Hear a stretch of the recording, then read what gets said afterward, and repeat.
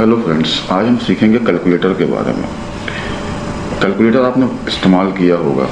यहाँ पर विंडोज़ में आपको क्या होता है, कैलकुलेटर में बहुत सारे ऑप्शंस दिए होते हैं। कैलकुलेटर के लिए क्या करते हो, आप कैल्क पे जाते हो, स्टार्ट पे और कैल लिखते हो या कैलकुलेटर टाइप करते हो तो यहाँ पर कैलकुलेटर का ऑप्शन आता है। इस पर आप क्लिक करेंगे तो एक कैलकुलेटर आपके सामने खुल करके आ जाएगा। अब यहाँ पर कैलकुलेटर में जब आप इस बटन पर क्लिक करते हो तो यहाँ पर आपको कई सारे ऑप्शंस मिलते हैं। स्टैंडर्ड है, साइंटिफिक है, ग्राफिंग है, प्रोग्रामर है।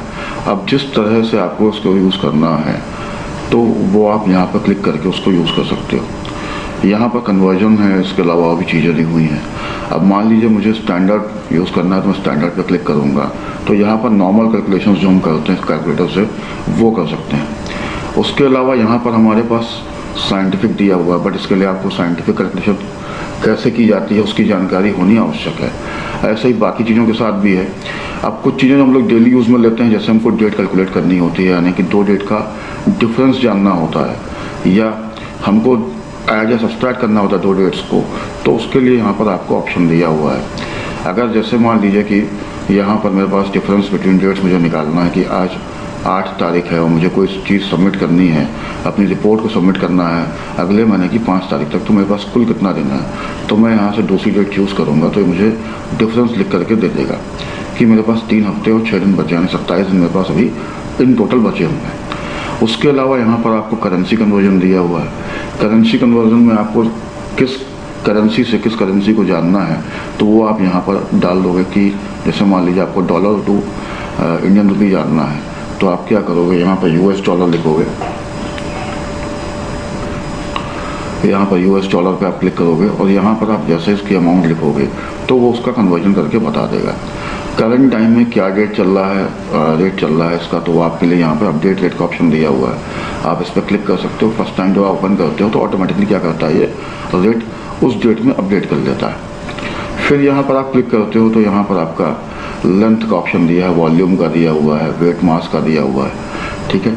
अब मान लीजिए आपको टाइम या स्पीड जाननी है या फिर आपको वॉल्यूम में ही जानना है कुछ, तो आप यहाँ वॉल्यूम पे चले गए। अब यहाँ पर आपने क्लिक किया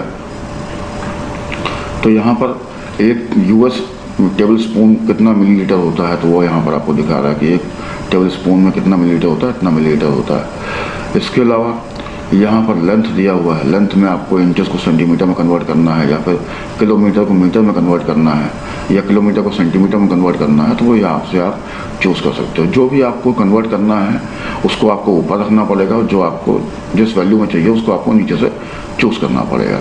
अब मान लीजिए यहाँ पर 50 इंच में कितने सेंटीमीटर होते हैं तो मैंने 50 टाइप किया तो यहाँ पर सेंटीमीटर लिख करके आ गया। ऐसे ही अगर आपको टेम्परेचर नापना है तो आप टेम्परेचर पर जा सकते हो, यानी टेम्परेचर 1 डिग्री में कितना फ़ारेनहाइट में कितना सेल्सियस होता है या 1 सेल्सियस कितना फ़ारेनहाइट होता है, तो यहाँ से आप वैल्यूज़ को चेंज कर लीजिए।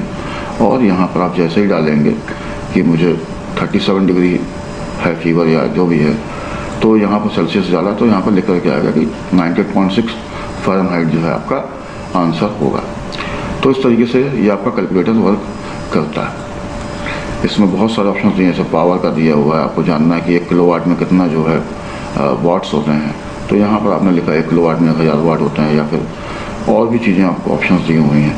बट इसके बारे में आपको जानकारी होना ज़रूरी है। अगर आपको जानकारी नहीं होगी तो इसका फिर आप इस्तेमाल नहीं कर पाएंगे। जैसे मुझे बहुत सारी चीज़ों के बारे में इसकी जानकारी नहीं है, मैं साइंटिफिक कैलकुलेटर यूज़ नहीं करना जानता, तो I will not be able to use it. Hope आपको और समझ में आया होगा, अच्छा लगा होगा वीडियो और इन्फॉर्मेटिव रहा होगा। ऐसी वीडियोज़ के लिए हमारे बेल आइकन पर प्रेस कीजिए, सब्सक्राइब कीजिए और लाइक कीजिए। थैंक